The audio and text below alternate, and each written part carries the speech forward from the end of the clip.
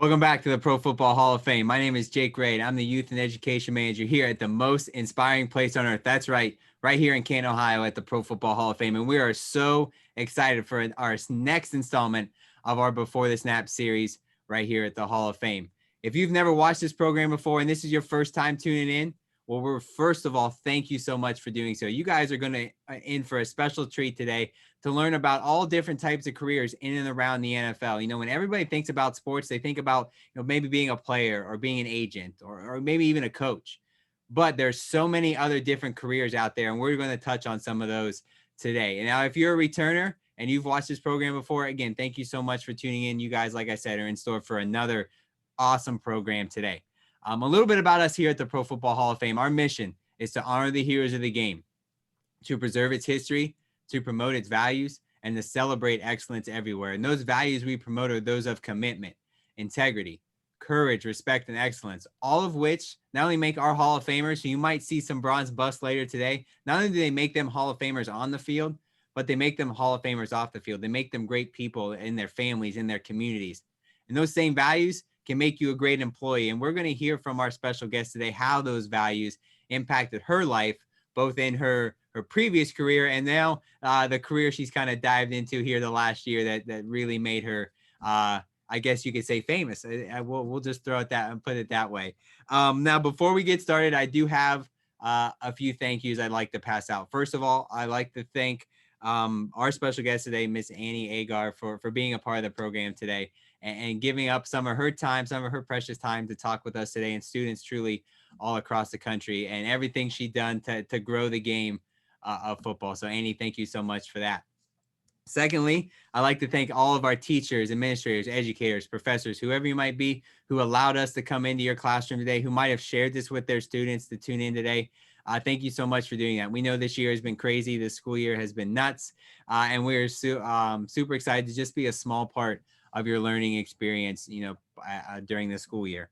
And then lastly, got to thank our students. Without you guys today, this program doesn't take place. And as I say every week, we want to make sure we get to ask your questions, but the only way we can ask them is if you submit them. As you know, Nathan's sitting out there in our Gold Jacket Lounge waiting for those questions to come in, so he can write them down and get them in as part of the program. So if you're watching us today, let us know where you're watching from, what school you go to, and ask and your question. And like I said, we'll do our best to get it as part of the program. But like always, to start everything out, let us know what school you're at. Let us know. We want to see how many schools we can be in this program today and see how far across the country we can reach. So if you want to submit that question, please put it in the comment section and we'll hopefully be able to make it a part of the program.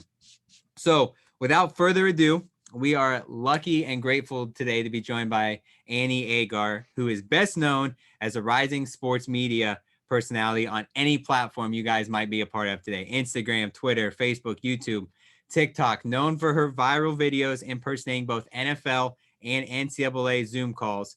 Growing up an Ohio State fan in Grand Rapids, Michigan, which I'm just going to pause there. As an Ohio State fan, major props to you. Growing up in that state up north and being an Ohio State fan. She ended up a graduate of Grand Valley State University and got her start as a sports reporter for WOOD TV8 in Grand Rapids, Michigan. Then, as a lot of people did, working from home during the pandemic, from her family home, she decided to take the leap into social media world with her famed Big Ten Zoom call, which now has amassed over 2.6 million views on Twitter alone. With over 42,000 followers on Instagram, 140,000 followers on Twitter, and over 1.5 million likes on TikTok, and working with organizations like FanDuel, Rocket Mortgage, and appearances on ESPN and Freeform TV. She is definitely a name to know if you don't know it already. So without further ado, I'd like to welcome our special guest today, Miss Annie Agar. Annie, welcome to the program today. Oh, thank you for having me on. Wow, what an intro. I feel so special after that. Well, we are super excited to have you here today and talk about your career, not only as a sports reporter, but also all the stuff you do with your social media presence as well. So to kind of kick everything off, I want to start with, the sports reporter side. How'd you get into that? What did your day-to-day life look like after you started your career, after you graduated college? What did that side of your career look like? Great start. So, from a really young age, I loved sports. Football was always my favorite, and I knew I wanted to be able to work in that industry somehow. It started out, maybe I thought I'd be an athlete. And then when I realized I wasn't going to really go pro in anything, I turned it around really quickly and loved the idea of being that connecting factor between a fan and an athlete. And we'll kind of get into that later, I'm sure, but that was the driving force kind of behind that made me want to get into this industry, kind of was that being able to connect the two. So I learned at a really young age that I wanted to do that, and sports broadcasting, sports reporting was kind of that way to get in the industry for me. And I just loved the people in the industry ahead of me that I watched. And so kind of geared my route that way and started my career. That's awesome. And that is cool because that is one of those bridges, like you mentioned, that from, wanting to be an athlete to working in sports is one of the more popular ones. You see a lot of former athletes like yourself, athletes who have had professional careers. They all go into that sports media world. And I think that's a really cool connection because it's a great way to kind of keep you connected to the game you love and the sports or whatever it might be, but also still be able to grow, professionally as well. So it definitely sounds, like you love what you did, like you love what you do, you love that side of things. So, the old cliche is that, you never work a day in your life if you truly love what you do. So it definitely sounds like sports reporting and broadcasting was that field for you. So why did you love that? Why do you continue to do that? And down the road, are there future aspirations, bigger and better dreams out there that you one day might want to achieve? Yeah, getting into it though, the one thing they don't tell you, or and you kind of know that because you're working in hours when everybody else is enjoying games, right? You're working weekends, you're working nights. It's a lot of work, and people like to look at the glamorous side of it and say, well, you're working in the industry you love, and it's so great, and it really is. I mean, if you, like you were saying, you wake up every day and it doesn't feel like a job to you, then you're definitely in the right spot. But it is a lot of work, and I thrived on that. I know a lot of people look at the industry and they don't see the long term because it is so much work, but it's so empowering to be able to cover, a Michigan State game and be out there for a 20-hour day. And I think that's what really drew me to that part of the industry, not just enjoying games, but being able to immediately see the impact you have on viewers because you're putting content out there right away. And that's a great way that social media kind of tied into it, which I'm sure we'll get into. But just the sports broadcasting side, like I said, and you said, we had that connection between athlete and a fan, and I could immediately help fans understand what happened during that game or what the athlete was thinking by asking those questions. And as a fan, that's what I wanted. So being able to work in that industry and give that to the people that I, associate with, I thought that was just it was a very good feeling. Now, we were doing some research on your career, before your social media presence took off. And there was a thing on LinkedIn that said you had an opportunity to interview newly elected member of the Pro Football Hall of Fame, quarterback Peyton Manning. What was that experience like? How did that come about? And for you, as a fan growing up, what was it like to interview one of the greatest, to ever step on the field? There's not many times where I find myself speechless, and I was speechless. So that all came to be because, working in local news, my job was to find local ties in bigger events maybe that we could go cover. Luckily, one of the events that we found a local tie to was the Memorial Tournament in Ohio. And it was a pro-am, and Peyton Manning was playing. I didn't know that at the time. We went there for Jordan Spieth's caddy is from a town called Grand Haven, right near Grand Rapids, where I grew up. And so that was kind of our local tie. And some stuff had just come out about Jordan Spieth and his caddy. And so we wanted to cover that. So I drove down to Ohio in the middle of the night and was able to, get credentials and everything to go cover this Memorial Tournament. And then as I'm there, everybody's, they're getting ready to go on this pro-am, and I'm kind of looking around, seeing who's all there and everything. And it was so last minute. I hadn't really looked at who was going to be in his foursome. And then Peyton Manning walks up, and I'm like, okay, not going to freak out. Everything's fine.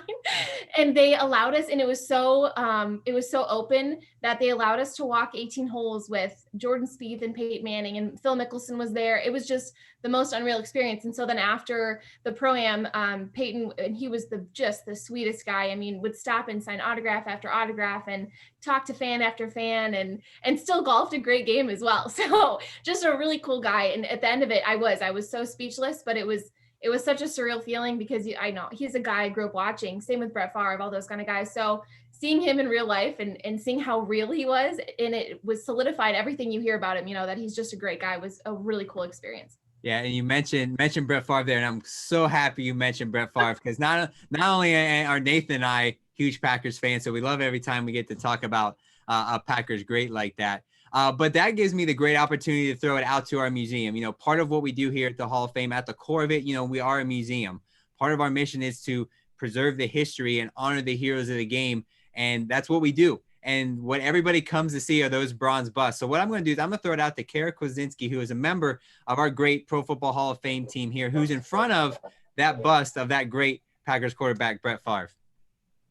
Yes, everybody, you can see right behind me, I have Packers great legend, Hall of Famer Brett Favre right behind me. So as you can see, I'm here in the Pro Football Hall of Fame gallery, and this is where we honor the greatest players to have ever played the game of football. As Jake said, my name's Karen. I'm the senior video producer and chief audio engineer here at the Hall. And I know from my experience working with some of these players, you have to be mindful that you are not a fan of these moments, but instead you're a working professional. And I can't allow myself to become starstruck. You know, sometimes these big players and you're like, oh my God, but you're also like, okay, wait, compose. Like, I got to do my job first.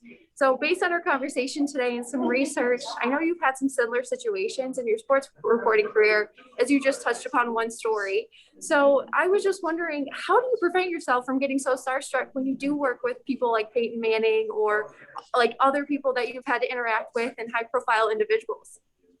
That's a great question. So, you know, it all comes down to, at the end of the day, you know, they're all people. We idolize them because of the athletes that they are, because of what they do on and off the field, all of these great things. But the only way to really, you know, get to know them and be genuine is to be genuine yourself. And I've learned that really quickly. You know, it's really easy to be starstruck and come up to these guys and just want an autograph and want to, you know, all these, give them all the accolades that they deserve, which is a great thing. But to genuinely get to know someone and you think they see, you know, fan after fan, and they meet a ton of great people, and it's so hard for them, I'm sure, to remember all that. But I've learned that in the industry, you get a lot further if you just are yourself. And sometimes that's messing up words. Sometimes that's, you know, acting like a fan, you know, whatever the genuine reaction is. If you're being yourself, they're either going to love it or hate it, but at least you know you are you. And I think they tend to appreciate that, because you're not trying to be fake. You're not trying to put on this persona of I'm super business, you know, I'm going to be a professional in the industry. I mean, it's great to be professional, but you're a person, they're a person, and you're just trying to connect with them. And if you can, you know, the same with that Peyton Manning story I just said, you know, I was able to connect with him, I felt, because he was genuine, and that helped me be genuine. And then I was able to carry that on to athletes I've interviewed. So just be yourself at the end of the day and think of them as a person as well. They are a great athlete. They still have a family that they go home to, and, you know, they have their flaws just like you do. So yeah, definitely. I understand that completely. From my experience, you learn that no matter who you're interacting with, they're a person first. So you just got to connect on that human level. So thank you for answering that question. And I'm just going to throw it back to Jake and Nathan in the studio. All right. Thanks, Kara. Thanks for giving us that shot live into the museum, giving us kind of a behind the scenes look into the program today. You know, kind of diving into, you know, looking into a career. You know, you talked about kind of, you knew you wanted to be involved in sports. I think a lot of people who work in sports today know that. They just kind of don't know what kind of field they want to be in. So if you had somebody in those same shoes, or you were talking to somebody that was looking to get into sports, but didn't know exactly what they want to do, what would some advice that you would give to them to say, hey, you know, you might be interested in this or this or this that could push you into a specific path? What would that advice you would give to maybe a student who's kind of in that scenario right now? well, there's so many clear-cut fields in this industry. You know, there's reporting, there's being an athlete yourself, all these different things. But, you know, if I look back 5 years ago when I was first trying to figure out what my career was going to be, content creator was never even in the realm of possibilities. And now look where we are. So it's the biggest thing I've learned is to just be completely open. You might have a path in life that you have completely, you know, you have your 2-year plan, you have your 5-year plan, your 10-year plan, everything's all scripted out, which is great. I don't get me wrong. It is great to have a plan, but you know, I'm pretty faith focused. So I always think God has a plan too, but you know, you can have your 10-year plan and it changes in the blink of an eye. And that's really, you have to be adaptable in this industry a lot. So I think it's really important to just be open to different opportunities and really focus on what you love, like what you're good at, because like we said, you know, you're going to love your job. When you love your job, you're going to do it better, but it's really important just to figure out what your positives are and what you can bring to the sports industry and focus on that. And if it's not a job yet, then go create one. It might be a situation where that job is going to come when it's time for it to be in the industry. So it's just really important to figure out what the positives you can bring to the sports industry are, and kind of follow that path, I think. Now, so once you make that decision, you leap into that sports industry. What are some techniques or tips or things, maybe like resume builders or characteristics you think people need to have in order to succeed in the sports industry?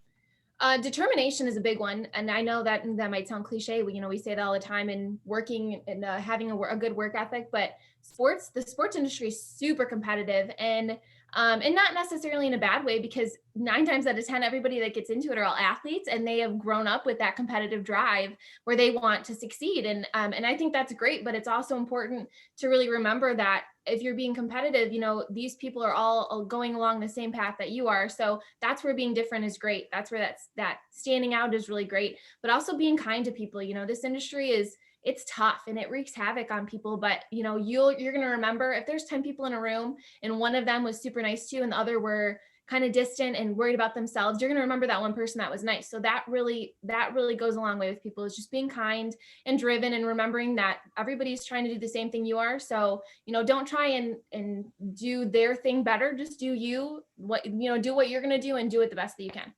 And I think that's super important, not only in the sports industry and not only even in any career field, but as a student, as a parent, as a volunteer, whatever it might be, those things. And that's why sports are so, I think, so cool, because anything you learn from the game can transcend, into your everyday life. So that's going to lead in here to my next question. Here at the Pro Football Hall of Fame, we like to say we're unapologetically football. We know there's things out there that teach great life lessons, but here at the Hall of Fame, we believe football is the best teacher of that. So what are some of the values you see that the game of football teaches, that those who watch it, play it, coach it, whatever it might be, and how those lessons can be applied to everybody's everyday life? I love this question because I love the parallel between football and life. I think there are so many valuable lessons, particularly with football. I mean, every sport gives you those lessons, but there's one song that I really like where it's all about, he talks about putting the ball in the ref's hands when you cross the goal line, and something like that. It's a universal term that we all know means to stay humble, right? Things like that. Football related, we know what football teaches us, and humility is a big one. And I think that's really important because these athletes are all, they're superstars. They're on a team. You look at Tom Brady. I mean, all these major athletes, but at the end of the day, they are on a team. They have to have this humility, and they have to, at the end of the day, sacrifice for their team. And I love the connection between a quarterback and his O-line. You're there, you're sacrificing day in and day out for your team. And a big thing is, if you don't make that sacrifice, if you don't do your job, you could end up getting hurt, or you could hurt someone else. And that's what we get out of football that's different from maybe other sports, is there's so much on the line and so much that you have to sacrifice for another person. So it teaches, humility, teamwork, hard work, that competitive drive I was talking about. All of these things come out of this sport that we love. And we might not think about it that way because, it's Sunday afternoon, we just got home from church, we're going to watch the game, but these guys are putting so much on the line all the time. And that's just a great parallel. And I think a lot of kids growing up, I love when they're athletes, because they learn to respect their coaches, and that transcends over to, their parents and to their friends and family. And so football and sports in general that way it's a great teacher of, humility and respect, and really just doing things for another person. And I think that I couldn't have said it better myself. The game of football is so important. I played it, obviously I retired after high school because, I just wasn't good enough to play in college. But the life lessons I learned for my 6, 7, 8 years playing the game between middle school and high school, they apply to everything I learned today. So it is very cool to see how the game of football, and like we said, truly all sports, all things that you enjoy, can really teach those life lessons. Got a message here from Nathan. We got our first question in on Facebook, so I'm going to throw it out to our Gold Jacket Lounge here at the Hall of Fame, to the Youth and Education Coordinator, Nathan Martin, to ask our first Facebook question. Awesome. Thank you so much, Jake and Annie. Yes, thank you for joining us for Before the Snap. And our first question comes from a student named Tommy. He's actually a high school student attending Coventry High School, local school just kind of up near Akron here in Northeast Ohio. And he says, I'd like to ask Annie, where does somebody need to go, advice you received to look for internships for jobs? He's getting ready to go to college, maybe. Where should he be looking for these opportunities? That's a great question. So, Tommy, I would tell you, connections are huge in this industry, and it's really hard, especially now with COVID. It's tough to kind of find an internship that you really want to be a part of and that they're actually hiring for. But it's a lot easier to make connections. So, and especially in high school, I mean, start now, start connecting with people, and it may seem so out of the blue, to reach out to these people that you've never met, and it might seem uncomfortable at first, but really breaking through that comfort zone is really going to help. And I would just email anybody and stay connected with them. And that ties back into being genuine. If you message someone and you're like, hey, I'm a high school student, I need direction, and just be super open about it. 9 times out of 10, if I get an email like that, I'm helping that person right away, because they were super vulnerable and open. They weren't trying to say, oh, I have my life figured out, I know what I want this internship. They're asking for help, and that resonates a lot more with me than someone, just trying to get these internships. So start connections with people, and really try to get to know someone. And then as they get up in the industry, they're going to remember you because you were nice to them too. So it seems a little like far off and maybe doesn't answer your question completely, but I think the best way is to just start connecting with people in the jobs that you want. And they're going to find opportunities for you. And it takes the weight off of your shoulders a little bit, because you don't have to find all these internships. They're going to look for them for you if they genuinely like you as a person. Yeah, I think that's awesome advice. And what you're saying about being genuine is so true. Be vulnerable, be honest when you send those emails out. And we've put in the comments here, if you guys want to connect with Annie, feel free. You can connect with her. You can connect with us here at the Hall of Fame. But I've got to encourage you, students. I'm not seeing a lot of questions. I don't want to keep listening to Jake. I do this every single week. Submit your questions so we can ask questions from you guys. Otherwise, Jake is going to keep going through his sheet of questions. But with that, I'm going to send it back to Jake, though, because he'll have some more questions until we get some more student questions. Yes, thank you, Nathan. I appreciate that. Yes, I want to encourage students as well. As much as Nathan jokes about that, we do want to hear the students' question. This program is here for you to learn, ask the questions you might not be able to get the opportunity to ask down the road. So let's this is we mentioned a little before. I want to dive into kind of your last year, because if you were to go back a year and a half and tell yourself that you would be where you are today, probably wouldn't be believable. So let's dive into the content creation and the TikTok, the Twitter, all that stuff. How did you get started with that? Was it just an afternoon say, hey, I'm just going to give this a shot? What was the journey like? And then when did you finally notice, like, all right, I think I got something here? Yeah, this whole thing has been crazy. I'll just start there. So, it all started because of COVID, which ironically, it was a rough time for all sports reporters, especially people that we had just come out of the peak of basketball season. We were super excited for spring football was starting up, and it was a great time. And then COVID hit, and it kind of shut down everybody's world, right? And we lost all our high school sports, just stopped, and it was like this cloud engulfed all of us, and it was depressing, honestly. And I was struggling because I didn't have any work. A lot of us had been kind of, we said, we don't have any games to cover. So there's no point in coming in and all that. We had a lot of sports reporters moved over to news. And so that was kind of rough for them because they weren't used to that. It just was a lot of change really quickly.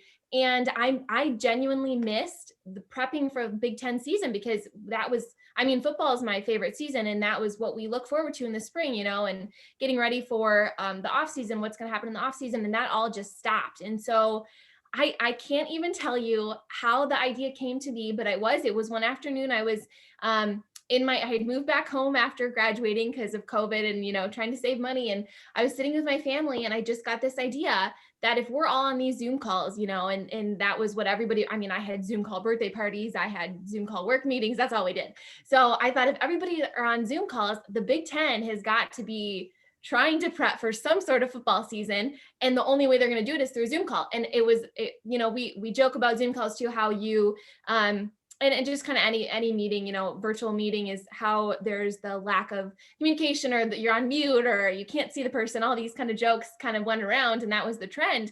Well, if you have the Big Ten and they all kind of hate each other, how would that Zoom call go with all these nuances of being on a call? And so it just kind of started that way. And I didn't even put it on Twitter when I first put it out. It was just on TikTok.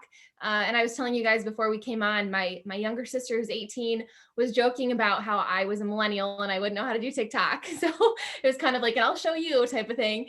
And it did pretty well on TikTok. And then someone had seen it and put it out on Twitter. And that's when it all went, kind of crazy. And I started getting all these notifications, and it blew me away. I mean, I never, like I said, content creation was never a thing for me, but looking back now, everything I'd done up to this had prepared me for that. And my family is a very sarcastic, kind of self-deprecating sense of humor type family. So we talk like that. We're super sports focused. So we sit around the dinner table and talk about what games happened that day, stuff like that. Everything I had done up to that point led me to believe that this is the career path I was supposed to get into. So that kind of answers the first question, how it all started. And then when that first video came out, I thought it was kind of a one-time thing. I was really glad people liked it, but then they asked for other conferences. And so I did the SEC, and I did the ACC, and I think the Pac-12 was another one. And so that kind of got some traction, but then still the longevity of it wasn't there, because you do all the Power 5 conferences, and then what do we do next? So the idea to kind of tackle the NFL, because that's super near and dear to my heart. I mean, I love college football, but the NFL is, that's where all the kind of the drama happens with all the athletes, and you tend to know them better because they last longer, and all that stuff. So I tackled the NFL, and that took off, and that's where I realized this could be a series. I think I meant to be able to bring a little humor to a time where there wasn't much, and everybody was kind of down, and I try and be a very positive person, and that goes back to being genuine. I genuinely, I'm kind of weird sometimes, and I love being, seeing people laugh and meeting people that I had no connection with at all. And that's what these videos were doing. I mean, seeing people comment laughing faces just makes my day, because I know no matter what happened in their day, at least maybe they didn't even laugh, maybe they just chuckled, but at least they felt some sort of happiness or relief from their everyday. So that's kind of how I saw these videos going, and they just kind of took off from there. And once the NFL series started, that's when I realized this could be a thing. So just that video alone has got 2.6 million views. I just checked this morning to make sure my stats were updated, but that's nothing to blink an eye at. That's serious cool. And it's really cool because, definitely this isn't in any comparison to 2.6 million views, but our staff had to work from home for a couple months. We had to postpone our enshrinement week powered by Johnson Controls. And out of that, came before the snap, because we had time to really devote to come up with a program that we hadn't had time to do before. So I always like to say, out of all these curses and all these bad times, there are some blessings that do come. And for us, it was before the snap. For you, it was social media content. So it is very cool to see. And I'm happy you mentioned your family in that part, and talking about how important they are, because you are not the only famous person in your family. Which so in doing our research and looking, your dad and your brother have a really cool story, have been featured on E60 on ESPN. So can you talk a little bit about them, and did they have any influence into helping you get to where you are today? Absolutely. I can always talk about them. Yeah, they are. So a little backstory. My brother, who's 2 years older than I am, was born with cerebral palsy and is the biggest sports fan you will ever meet. Bigger than me, bigger than anyone else, biggest sports fanatic, and knows sports really well. So growing up, he always impacted me, because like I said, we talk about the games that happened at the dinner table, but he and I would actually mute games, and he would be the color commentary to my play-by-play. And that's how we grew up. I mean, that was what we did. So sports was always a big part of our lives. And then when Johnny got older, he was never able to compete because of his disability, but he always had the best outlook on life. And they started, my dad said, well, why don't we try and do, a couple of 5K races just to get Johnny out there doing something, because he loved being physical and being out in a competitive environment. And so they did a race, and Johnny absolutely loved it. And all of a sudden, 5Ks turned into half marathons, turned into marathons. They did Ironman races. They traveled to Hawaii and Germany doing these Ironman races. And my brother, which is what ties in the E60, my brother would get out at the last mile of the race after they've done a 17-hour long endurance race. He'd get out of his chariot, they call it, that they push him in, and he'd walk the last mile.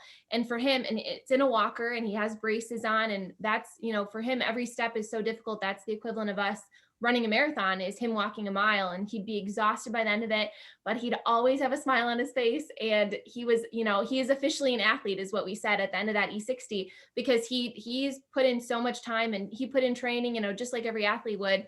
And so to see that and see him with all of the struggles that he faces, he has a hard time getting out of bed in the morning, putting on clothes by himself, feeding himself, but to see him always happy and never complaining and being able to be an athlete himself, I mean, that motivates me more than anything. Cause then what do I ever have to complain about, and he's the most positive, genuine, happy person. So a lot of these videos I think come from that because I try and keep them clean. They're fun, they're happy, they're family oriented. And it's just bringing some joy and some humor to, like I said, a time where we didn't have a lot of that. And I attribute a lot of that to him because he'll be the one that cracks a joke when everybody's upset. He lightens the mood and he makes us all happy. So it just motivated me a lot. And I think that came with, my parents telling him, because if you think of a young boy with cerebral palsy who the doctor said he'd never be able to walk, but not once did my parents say, well, no, you're not going to be on ESPN, because Johnny would tell them I'm going to be on ESPN. And so they would say, yep, that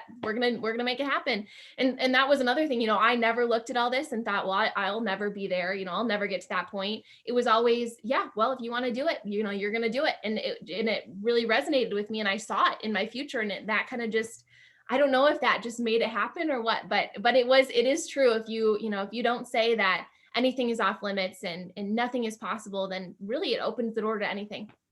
I think that's great, because not only does that great for your family, all three, now you've got three family members who've been on ESPN, but it goes back to sports and how important they are and how they can bring families closer and bring families together. And it's just one more way the game is so great. And you won't catch a day here at the Hall of Fame where we're not talking about how great it is. And it's just so cool to see how many different avenues and paths that the game can affect. And I think your story and your brothers and your families is one of those. So I think that's a very, very cool story.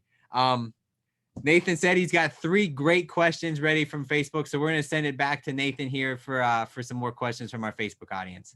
Yeah, we've got some more questions from students. And the first one I got for you is from Nadia. She attends the University of Scranton, and she said, you mentioned determination and how important that is. You can learn that from the game of football, but what are some other character traits you would encourage students to pursue if they want to be a good sports reporter, specifically towards that career? What kind of characteristics do you need to be good at that?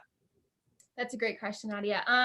So I touched on, determination. Also, kindness is really important, and that will set you apart because in this day and age, we just forget sometimes that we don't know what other people are going through. The person sitting next to you shooting, a game that you're shooting, they could have just lost somebody, or, something bad could have happened in their life. And we could say one negative thing and that impacted their whole day. So why not make it one positive thing? And then that could change it in a positive way. So kindness is a big one. Being happy and work, like being able to be worked with, because people that if you're good to work with and you're genuine and you're happy and people leave an interaction with you feeling better, anyone's going to hire you. It doesn't matter if you're the best, hardest worker in the room or if you're great at your job. That's all great too. But if you're not easy to work with, nobody's going to want to hire you. So I think that's really important, is to make sure that every person and it's difficult. Don't get me wrong. There are days where you might be having a bad day and you just want to complain and not talk to anybody. It's really hard. But if you leave everyone that's come into your life in a positive way, and hopefully they leave that interaction with you feeling better, I mean, that's going to open up so many different things. So being charismatic but still being yourself, don't force it. Don't be fake, but be charismatic and kind and easy to work with.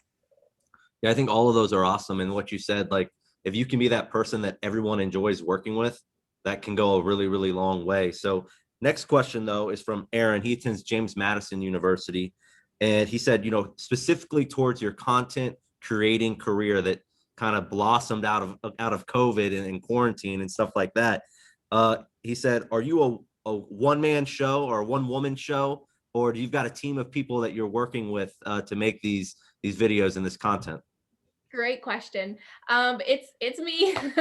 I was lucky enough when the first videos took off. I was approached by an agency, Wasserman, and I now have representation. So I have an agent, and that is unbelievably helpful because, I loved being able to be hands-on and come up with the content ideas myself and be able to shoot everything myself and edit. But when it came to opportunities, I didn't want to miss out on anything. And I needed to kind of branch out and make sure that the connections were, bigger. And she's been instrumental helping me with that. Her name's Debbie. And she's so great. So along with them and the team I have at Wasserman, that's kind of what makes up my quote unquote team right now. But when it comes to content, I'm brainstorming myself. A lot of it is researching myself. And during games, people always think, well, your research is just watching the games, right? But you have to know not only what happens in the game, but what those fan bases are feeling. So there will be times where I just get on Twitter and I type in Cleveland Browns and I see what all the fans are talking about, what they're, not just what happened in the game, but what their emotions are. And then I try and base the jokes off of that because I want to make sure that I'm, representing the team's feelings properly. So it's a lot of work, I will say, but it's fun work and it makes me appreciate it more. And I love it because this NFL season, I've gotten to know the fan bases and kind of their inside. It feels like I'm a part of a big inside joke. That's what it feels like, that I'm able to be able to relate to all of them. So it is all me, and I like it that way right now because I'm able to come up with the content that I feel like it's genuine because it's the jokes that I come up with and yeah, so we'll see what happens down the line. But right now it's my team at Wasserman and me. Yeah, I know that Jake and I are thankful for Debbie and your team at Wasserman. They helped us get connected for this on Before the Snap. And I think that's really interesting. You talk about like using Twitter to research the fan bases. That's something I never would have thought of, but it makes a lot of sense to make cool, meaningful and authentic content, how the fan bases are actually feeling. I've got a couple more, but I'm going to send it back to Jake, and hopefully we continue to get more student questions as we get closer and closer to the end of our program. All right, thanks, Nathan. Yes, I want to talk about that content because you're not just on Twitter and you're not just on TikTok. You're posting all this different stuff. You have a LinkedIn page. So for you, when it comes to posting that, are you strategic on what kind of videos go on what platforms or what different posts, and why do you have to kind of look at it strategically and not just push all the videos out there that you can? Right. Yeah. One of the bigger things that I've learned from all this, we tend to look at social media as a way to push out our own content, right? We want people to know what's happening in our lives. And it's always the good things, our vacations and all this stuff. But when you're a content creator, it really changes from what's happening in your life to how you can impact other people's lives and what they want to see. And so all the content that I put out, I really don't look at it from my perspective because I'm now my platform is now to help other people or to make other people laugh. So, and it is different. Each platform is really different. Instagram tends to be a little bit more aesthetically pleasing. So you want things, and it's not as often that you post there. And then Twitter is, it's live action. Like you post right as something happens, you are live tweeting things.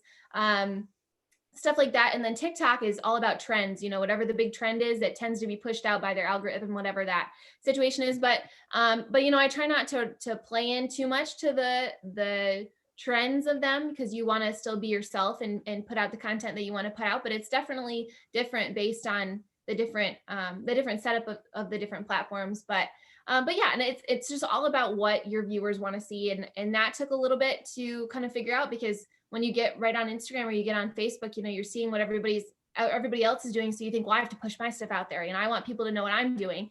But at the end of the day, if you really want to connect with people, you're going to post something. And it's ironic too, because all the things that go viral, it goes viral because people relate to it. So people think, well, they like it because I put it out. Well, that might be the case, but they also like it because they can relate to it, because they can share it with their friends and say, that's how I'm feeling. And I love that about my videos, because what I really hope is that I represent the teams well enough that they are able to share it with their friends and say that, like, that's what the 10-second clip that I say of their team or how they would respond in a meeting or a call. I want fan bases to say, that's exactly how I feel. Like, that sums it up. I'm going to share it with my friends so that they know how I'm feeling. Because it's not about me, it's about other fan bases now and how they feel. And hopefully my content will, relate to them. Yeah, I think that's cool because it is different, and you have the challenge of, a lot of people, it's one specific segment they're looking, and you have, 5 different Power 5 conferences with 12 different teams in them. Then you've got 32 NFL organizations, so many different things to try and tailor to. So it's not just like, all right, let's hit record and we're going to see where this comes up. We'll see where we end up. There's so much strategy and so much thought, that goes into that. And obviously, as we've seen the end product, it definitely has paid off and definitely has worked. As we've seen, you've seen it have different appearances on different TV stations. Most notably, though, you've worked a lot with FanDuel. You've worked a lot with ESPN. What were those experiences like, and how important was it for you to use that as a networking opportunity, like a lot of the students in college who are watching right now are going through right now? Yeah, great question. So, it really felt real when I was doing stuff with ESPN because that's what we grew up watching. And that's what my goal was always to have a show or to be on SportsCenter or some sort of, aspect like that. And ESPN was so great because it was so fun. I did a video with Marcus Spears, Laura Rutledge, and Adam Schefter, and they all were in the last one that we all did together. And like you said, networking was great because I'll still comment back to Marcus on Twitter, or Dan Orlovsky will comment on stuff. And it's so fun to know that I have that kind of community. Granted, we've never really met or talked before, but we communicate over Twitter, which is just so great. But it was fun because I think it allowed them to kind of be themselves too, which was so great about these videos. It was, we were making jokes about NFL teams and we scripted things out, but at the end of the day, they just were, doing them. So it was just a great way to connect with people in a fun, lighthearted way. And it also helped me grow my brand because it showed that, yes, I'm in my bedroom, doing content on TikTok, but it is a career that I want to pursue. And it's been picked up by a lot of people, and it is a professional, I'm making jokes, but I'm still giving information that I've done a ton of research for. So I think it gave it a professional level to it, and people were able to still have fun with it too. Awesome. Now, throughout all this time, ESPN videos, all the stuff you've done on social media, is there a like, a retweet, a comment from somebody that stands out as like maybe the coolest above all the others? Was it the first one? Was it, I know I've seen stuff from Desmond Howard comment on some stuff, but is there a celebrity athlete that commented on one of your videos that stands out to you kind of as the one you might want to put in a frame one day? That's a great question. When Adam Schefter actually tweeted out my video, I mean, that was huge. It was ironic because I have his notifications on Twitter. So I got a notification about him tweeting out my video, which was it was so surreal. And that was wonderful. The first couple retweets I got from like Rich Eisen was a big one. Desmond Howard, like you said, Kirk Herbstreit, obviously the Ohio State tie there. So things like that when I saw that, and those were the first big, I'd never gotten retweeted by someone that big before with the first Big Ten video. So that really solidified that this was a big deal. And it just kept growing. I mean, people, like I said, Dan Orlovsky will quote tweet things sometimes, and seeing these people that I look up to in the industry, Maria Taylor had quote tweeted something, but yeah, people that I looked up to and want to, aspire to be like, seeing them like my content is it's a great feeling. I just love the community. Now throughout there, right there, you mentioned a lot of influential people, but a lot of influential women in sports as well, which I think, this is not a Women's History Month, which is a very important, we at the Hall of Fame, we've been showcasing a lot of the influential women in the NFL. And I think that the future is so bright with so many of those names. You mentioned Maria Taylor, Rutledge on ESPN. You throw yourself into that category too, about, who that next generation is looking up to. So with that being said, we actually have Kara back in the museum in our Pro Football Today gallery today, in front of some artifacts from some influential people in the game today. So Kara, you there? Hey, Jake, I'm here. And welcome everybody to the Pro Football Today gallery, where we highlight some of the biggest people, plays, moments, anything that's happening in the NFL today. We probably have it here at the Pro Football Hall of Fame. And now today, I'm not just next to another jersey or another pair of cleats. I am next to the sideline jacket that was being worn on a very, very historical day in NFL history. That day was November 29th, 2020, when Callie Brownson coached the Cleveland Browns tight ends to become the first female ever to coach an entire position in an NFL regular season game. On top of her sideline jacket, the ball we also have from that game right here, and you can see that it's signed by her.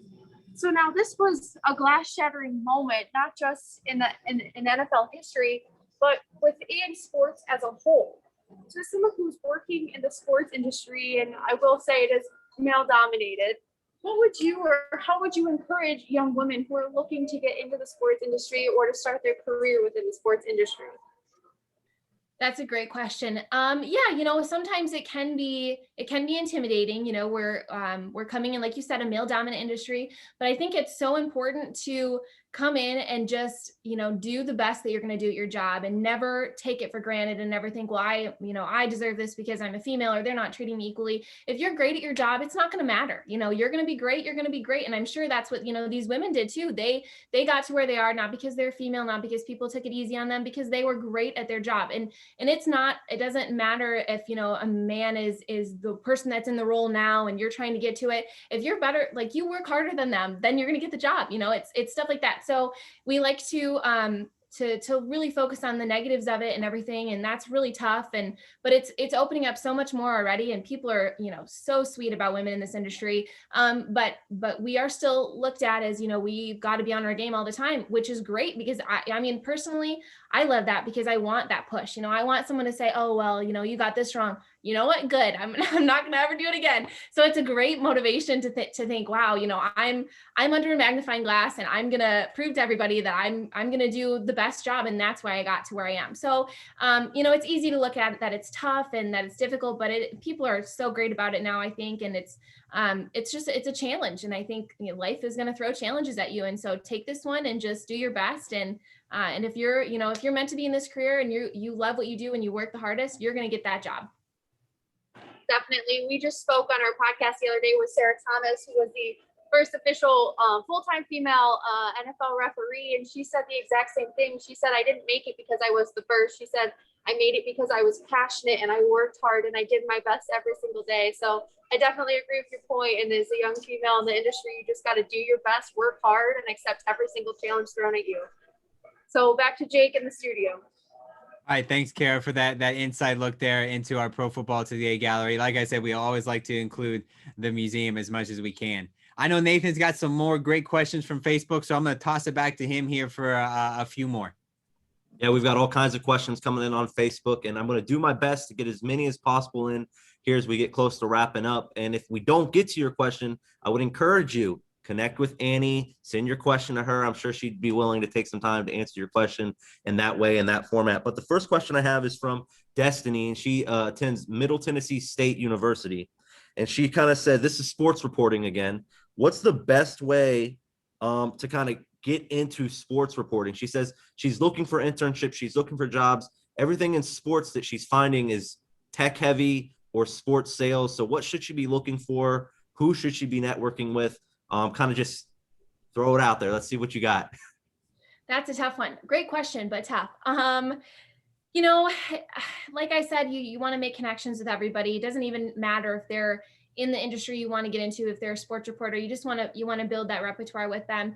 A big thing also, we really underestimate the use of social media and reaching out to people over social media. And you might think, well, they don't know who I am, or it's a DM. It's just kind of weird.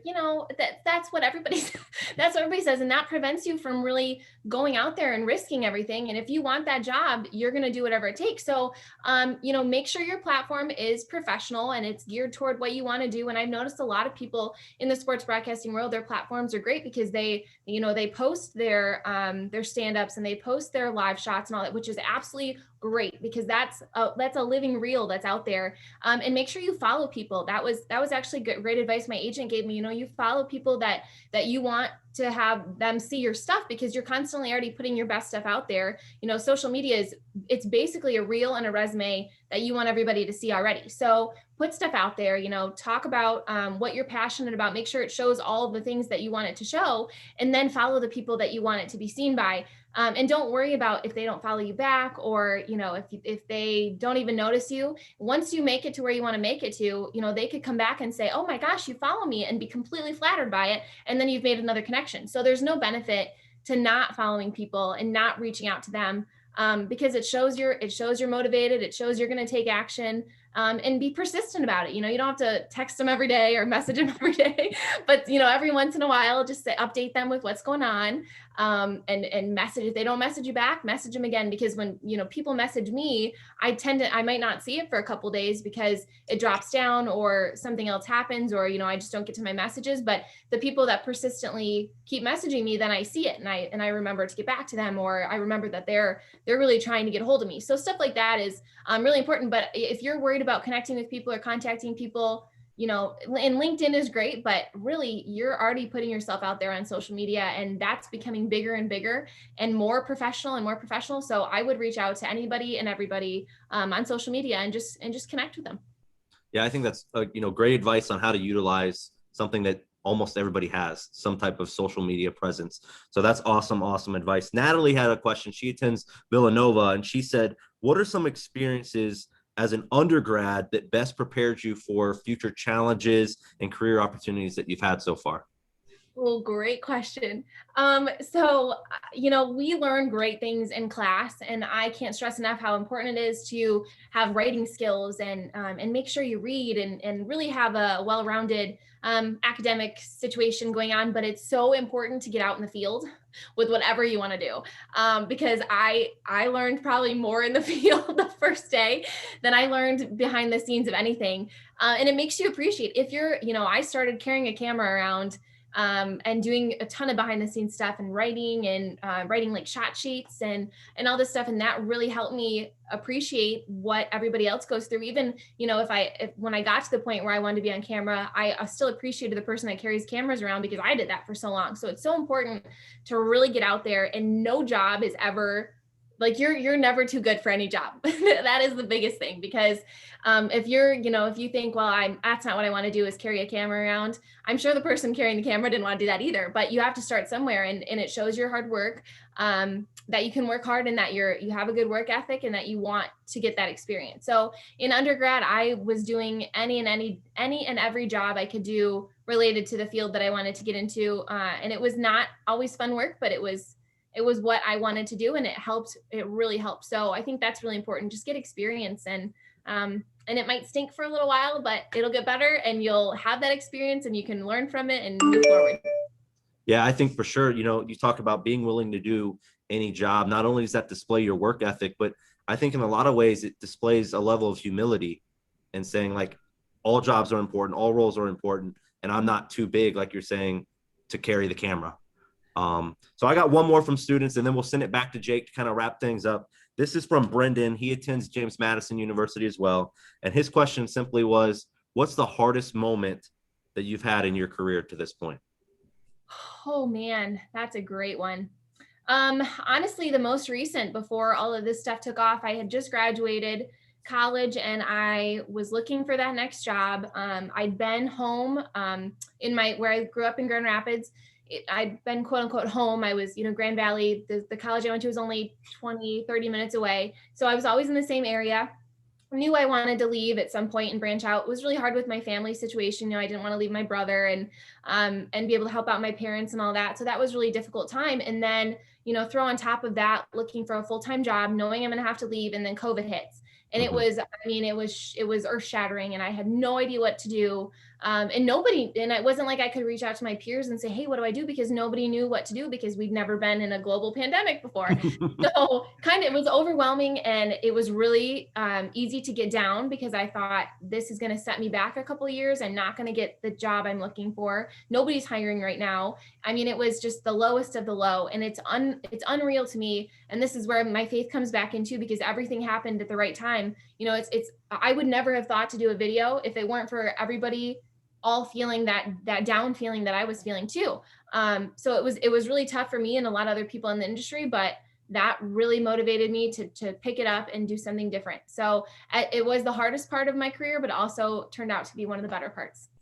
Yeah, that's well said and well articulated. That's awesome. And I'm going to send it back to Jake. So I just wanted to thank you personally, Annie, for joining us here on Before the Snap. But I know, Jake, we always like to end with one particular question. So I'm sure he's going to ask you that before we wrap up. But thanks again.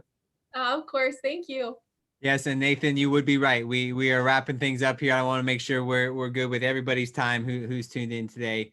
all of our guests, Annie, yours as well. And we, you know, the cool thing about this program is there's so many little nuggets of information you can take away, whether it's about your career, how you get to where it is, whether it's about how to make the best content, or what does the future look like. There's so many little pieces that you can take away. So the tough question that we like to end everything is, if you could leave everybody watching today with one piece of advice, whether they're a professor, a fan of the game, a fan of yours, a student, what would that one piece of advice be? Wow, that is a tough one. I know I've said it a couple times in here, but it is so important to be yourself, because there are billions of people out there, and it's the craziest thing to think about, but nobody will ever have the same mind that you have and be able to bring the same things to the table that you can. And that's what I've noticed with this content creation. There are so many funny people in the sports industry, but I still am able to, think differently than they are, because we all think differently. And that's going to set you apart completely. So don't try to go with the trends. Don't try to be, somebody you're not. Stick to who you are, be completely genuine, and go after what you want. I know that might sound cliche, but it's never been more resilient in my life to just, be completely who you are. And that's the great thing about these videos. I'm 100% myself in these videos. I'm not trying to be anybody different, and that helps me feel great about myself, because I know that I'm able to put that out there, and nobody else can really copy it. And even if people do, it's never going to be the same, because we're all different. So it's just so important to just remember who you are and figure that out early, who you are, and then just stick with it and be genuine. So all this different career advice, and it all goes back to just be who you are, because you're not going to get to that career you want, that job you want, if you're not yourself to start that. So at the basis, at the fundamental, you got to be yourself. And I think that's a great way to end today and the program, our latest Before the Snap program featuring the Miss Annie Agar. Again, Annie, thank you so much for being a part of the program today and taking time out of your day and all the great things, you've done over the past year. You've given everybody a little bit of comic relief, a minute and a half at a time, watching your videos on social media. So bringing everybody back together into the game that they love. So thank you so much for, providing that piece of the game, everything you've done for the game of football, and truly indirectly everything you've done for us here at the Pro Football Hall of Fame. So thank you so much for giving your time today and being a part of the program. Oh, of course. Thank you guys for having me on. It's absolutely great. So before we end today, just as we always do, remember, make sure you subscribe to all the Pro Football Hall of Fame social media channels, and I will plug Annie's as well to stay up to date with all of her great content. I know there were some questions asked we didn't get to today, so make sure you reach out, connect, ask those questions that we didn't get to today. So stay up to date with all the great stuff we've got coming out here at the Hall of Fame. Annie as well with all the great. Now we've got March Madness. We got the Sweet 16 coming up here. So there's going to be a lot. I assume we've got some videos ready to come out here leading up to our Final Four. Maybe another appearance from Sister Jean. Maybe might have to see if that comes out. So again, everybody stay tuned in. If you're a podcast listener, we got a great podcast here at the Hall of Fame called The Mission, hosted by our great friend and coworker, Jameer Howerton. So subscribe, listen to that, stay up to date with all the cool things we're doing here in Canton, Ohio. So next week, we actually don't have a program with Easter, Good Friday and Easter weekend. We're gonna let everybody spend some time with their family over the long holiday weekend. So we're not going to be live next week on Facebook. But April 9th, we're going to have special guest Ty Siam from the New York Giants as our next guest on Before the Snap. So until then, I would first like to thank everybody for tuning in today, and we hope to see you next time right here on the Pro Football Hall of Fame's Facebook page for our Before the Snap program. So again, everybody, thank you so much for tuning in today.